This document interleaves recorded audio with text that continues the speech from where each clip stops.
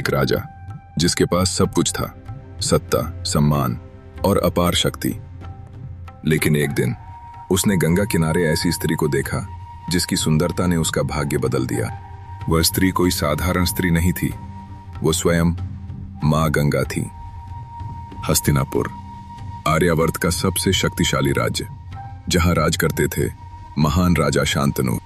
वे न्यायप्रिय थे, दयालु थे और प्रजा उन्हें देवता समान मानती थी। लेकिन इतनी शक्ति और सम्मान के बावजूद राजा शांतनु के जीवन में एक खालीपन था। एक दिन राजा शांतनु शिकार करते हुए गंगा नदी के किनारे पहुंचे। तभी उनकी नजर एक अद्भुत सुंदर स्त्री पर पड़ी। उसकी आंखों में अलौकिक तेज था और उसके चेहरे पर दिव्यता। राजा उसे देखते ही मंत्रमुग्ध हो गए। ऐसी सुंदरता मैंने पहले कभी नहीं देखी। हे देवी, आप कौन हैं? समय आने पर सब जान जाओगे राजन। राजा शांतनु अब हर दिन गंगा किनारे आने लगे। धीरे धीरे उनका प्रेम और गहरा होता गया। एक दिन राजा ने अपने हृदय की बात कह दी। हे सुंदरी, क्या आप मुझसे विवाह करेंगी? मैं विवाह करूंगी, लेकिन मेरी एक शर्त है। मैं हर शर्त स्वीकार करता हूँ। आप कभी भी मुझसे कोई प्रश्न नहीं पूछेंगे और न ही मेरे किसी कार्य में हस्तक्षेप करेंगे। राजा प्रेम में इतने डूब चुके थे कि उन्होंने बिना सोचे शर्त स्वीकार कर ली। कुछ ही दिनों में पूरा हस्तिनापुर उत्सव में डूब गया। राजा शांतनु और गंगा का विवाह हो गया। प्रजा बेहद खुश थी। राजा भी वर्षों बाद सच्चे सुख का अनुभव कर रहे थे। समय बीतता गया और फिर एक दिन गंगा ने एक पुत्र को जन्म दिया। लेकिन उस रात कुछ ऐसा हुआ जिसने राजा शांतनु की आत्मा तक हिला दी। गंगा नवजात शिशु को लेकर नदी किनारे पहुंची और बिना कुछ कहे उसे गंगा नदी में बहा दिया। राजा शांतनु स्तब्ध रह गए। उनका हृदय चीख उठा, लेकिन वचन के कारण वे मौन रहे। समय बीतता गया। हर वर्ष एक पुत्र जन्म लेता और गंगा उसे नदी में बहा देती। 1, 2, 3 ऐसे ही 7 पुत्रों को गंगा ने जल में समर्पित कर दिया।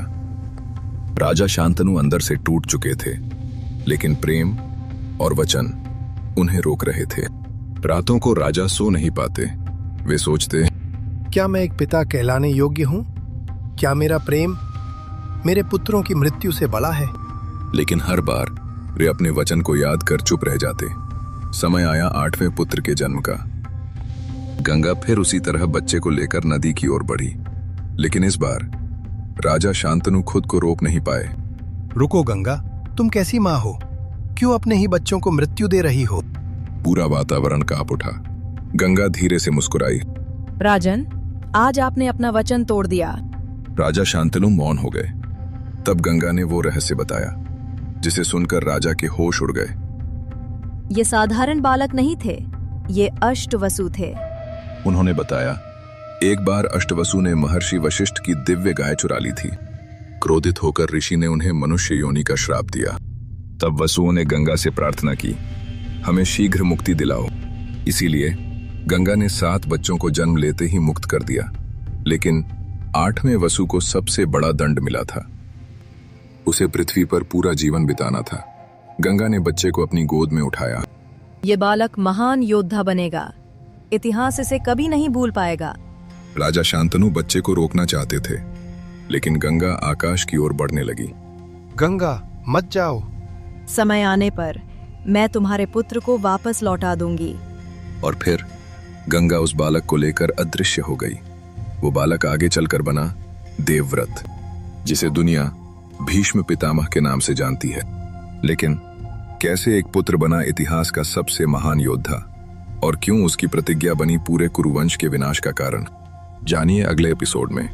अगर आपको ये कहानी पसंद आई हो तो वीडियो को लाइक करें, चैनल सब्सक्राइब करें और बेल आइकॉन दबाना मत भूलिए, क्योंकि अगले भाग में आने वाली है महाभारत की सबसे भयानक प्रतिज्ञा।